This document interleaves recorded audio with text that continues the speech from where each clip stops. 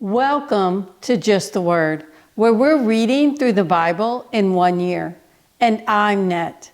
Today's reading will come from Proverbs chapter 28 and from Genesis chapters 26 and 27. Proverbs chapter 28. The wicked man flees though no one pursues, but the righteous are as bold as a lion. When a country is rebellious, it has many rulers, but a man of understanding and knowledge maintains order. A ruler who oppresses the poor is like a driving rain that leaves no crops. Those who forsake the law praise the wicked, but those who keep the law resist them. Evil men do not understand justice, but those who seek the Lord understand it fully. Better a poor man whose walk is blameless than a rich man whose ways are perverse. He who keeps the law is a discerning son, but a companion of gluttons disgraces his father. He who increases his wealth by exorbitant interest amasses it for another who will be kind to the poor. If anyone turns a deaf ear to the law, even his prayers are detestable. He who leads the upright along an evil path will fall into his own trap, but the blameless will receive a good inheritance. A rich man may be wise in his own eyes, but a poor man who has discernment sees through him. When the righteous triumph, there is great elation, but when the wicked rise to power, men go into hiding. He who conceals his sins does not prosper, but whoever confesses and renounces them finds mercy. Blessed is the man who always fears the Lord, but he who hardens his heart falls into trouble. Like a roaring lion or a charging bear is a wicked man ruling over a helpless people. A tyrannical ruler lacks judgment, but he who hates ill-gotten gain will enjoy a long life. A man tormented by the guilt of murder will be a fugitive till death. Let no one support him. He whose walk is blameless is kept safe, but he whose ways are perverse will suddenly fall. He who works his land will have abundant food, but the one who chases fantasies will have his fill of poverty. A faithful man will be richly blessed, but one eager to get rich will not go unpunished. To show partiality is not good, yet a man will do wrong for a piece of bread. A stingy man is eager to get rich and is unaware that poverty awaits him. He who rebukes a man will in the end gain more favor than he who has a flattering tongue. He who robs his father or mother and says, "It's not wrong," he is partner to him who destroys. A greedy man stirs up dissension, but he who trusts in the Lord will prosper. He who trusts in himself is a fool, but he who walks in wisdom is kept safe. He who gives to the poor will lack nothing, but he who closes his eyes to them receives many curses. When the wicked rise to power, people go into hiding, but when the wicked perish, the righteous thrive. Now we move to Genesis.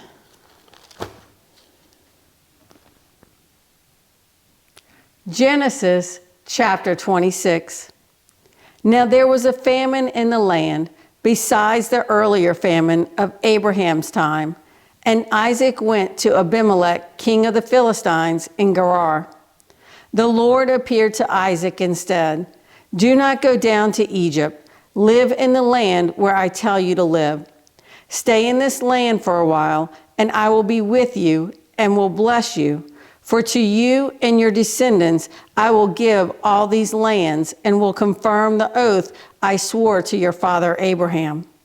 I will make your descendants as numerous as the stars in the sky, and will give them all these lands, and through your offspring all nations on earth will be blessed, because Abraham obeyed me and kept my requirements, my commands, my decrees, and my laws. So Isaac stayed in Gerar. When the men of that place asked him about his wife, he said, "She is my sister," because he was afraid to say, "She is my wife." He thought, the men of this place might kill me on account of Rebekah, because she is beautiful. When Isaac had been there a long time, Abimelech, king of the Philistines, looked down from a window and saw Isaac caressing his wife Rebekah. So Abimelech summoned Isaac and said, "She is really your wife. Why did you say she is my sister?" Isaac answered him, "Because I thought I might lose my life on account of her." Then Abimelech said, "What is this you have done to us? One of the men might well have slept with your wife, and you would have brought guilt upon us." So Abimelech gave orders to all the people, "Anyone who molests this man or his wife shall surely be put to death." Isaac planted crops in that land, and the same year reaped 100-fold, because the Lord blessed him. The man became rich, and his wealth continued to grow until he became very wealthy. He had so many flocks and herds and servants that the Philistines envied him. So all the wells that his father's servants had dug in the time of his father Abraham, the Philistines stopped up, filling them with earth. Then Abimelech said to Isaac, "Move away from us. You have become too powerful for us." So Isaac moved away from there and encamped in the valley of Gerar and settled there. Isaac reopened the wells that had been dug in the time of his father Abraham, which the Philistines had stopped up after Abraham died, and he gave them the same names his father had given them. Isaac's servants dug in the valley and discovered a well of fresh water there. But the herdsmen of Gerar quarreled with Isaac's herdsmen and said, "The water is ours." So he named the well Esek, because they disputed with him. Then they dug another well, but they quarreled over that one also. So he named it Sitnah. He moved on from there and dug another well, and no one quarreled over it. He named it Rehoboth, saying, "Now the Lord has given us room, and we will flourish in the land." From there he went up to Beersheba. That night the Lord appeared to him and said, "I am the God of your father Abraham. Do not be afraid, for I am with you. I will bless you and will increase the number of your descendants for the sake of my servant Abraham."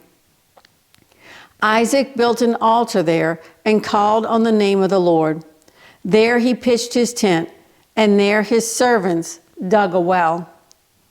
Meanwhile, Abimelech had come to him from Gerar with Ahuzzath, his personal advisor, and Phicol, the commander of his forces. Isaac asked them, "Why have you come to me, since you were hostile to me and sent me away?" They answered, "We saw clearly that the Lord was with you. So we said, there ought to be a sworn agreement between us and you. Let us make a treaty with you that you will do us no harm, just as we did not molest you, but always treated you well and sent you away in peace. And now you are blessed by the Lord." Isaac then made a feast for them, and they ate and drank. Early the next morning, the men swore an oath to each other. Then Isaac sent them on their way, and they left him in peace. That day, Isaac's servants came and told him about the well they had dug. They said, "We found water." He called it Shibah, and to this day The name of the town has been Beersheba. When Esau was 40 years old, he married Judith, daughter of Beri, the Hittite, and also Basemath, daughter of Elon the Hittite. They were a source of grief to Isaac and Rebekah. Genesis chapter 27. When Isaac was old and his eyes were so weak that he could no longer see, he called for Esau, his older son, and said to him, "My son." "Here I am," he answered. Isaac said, "I am now an old man and don't know the day of my death. Now then, get your weapons, your quiver and bow, and go out to the open country to hunt some wild game for me. Prepare me the kind of tasty food I like and bring it to me to eat, so that I may give you my blessing before I die." Now Rebekah was listening as Isaac spoke to his son Esau. When Esau left for the open country to hunt game and bring it back, Rebekah said to her son Jacob, "Look, I overheard your father say to your brother Esau, 'Bring me some game and prepare me some tasty food to eat, so that I may give you my blessing in the presence of the Lord before I die.' Now, my son, listen carefully and do what I tell you. Go out to the flock and bring me 2 choice young goats, so I can prepare some tasty food for your father just the way he likes it. Then take it to your father to eat, so that he may give you his blessing before he dies." Jacob said to Rebekah his mother, "But my brother Esau is a hairy man, and I'm a man with smooth skin. What if my father touches me? I would appear to be tricking him and would bring down a curse on myself rather than a blessing." His mother said to him, "My son, let the curse fall on me. Just do what I say. Go and get them for me." So he went and got them and brought them to his mother, and she prepared some tasty food just the way his father liked it. Then Rebekah took the best clothes of Esau, her older son, which she had in the house, and put them on her younger son, Jacob. She also covered his hands and the smooth part of his neck with the goat skins.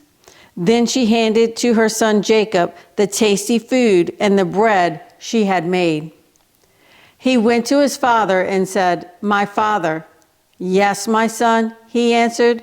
"Who is it?" Jacob said to his father, "I am Esau, your firstborn. I have done as you told me. Please sit up and eat some of my game so that you may give me your blessing." Isaac asked his son, "How did you find it so quickly, my son?"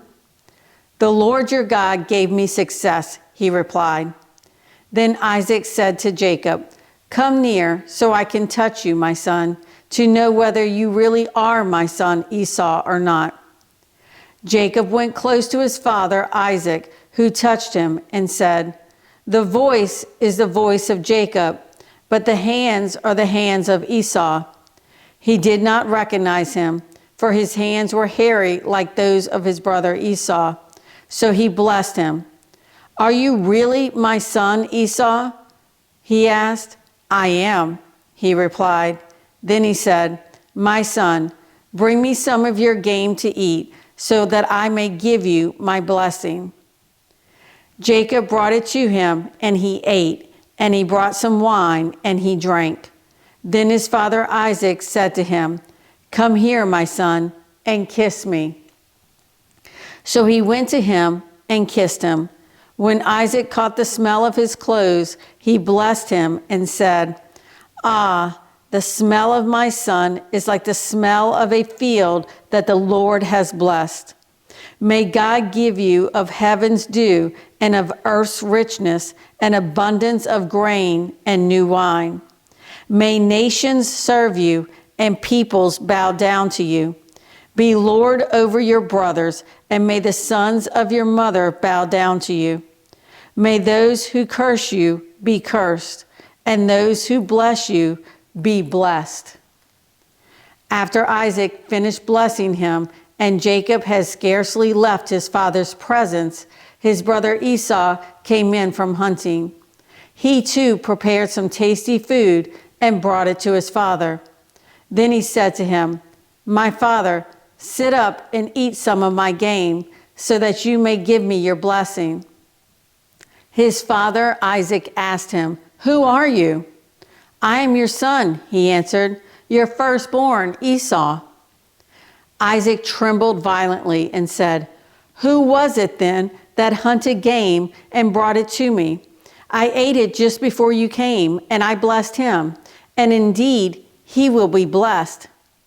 When Esau heard his father's words, he burst out with a loud and bitter cry and said to his father, "Bless me too, my father."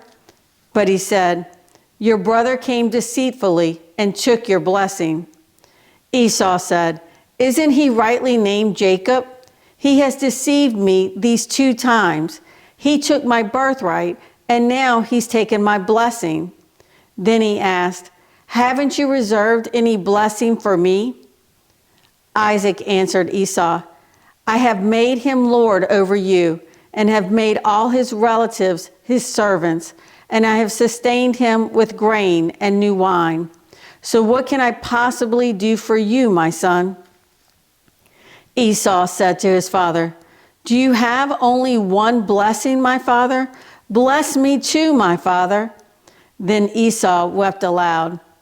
His father Isaac answered him, "Your dwelling will be away from the earth's richness, away from the dew of heaven above.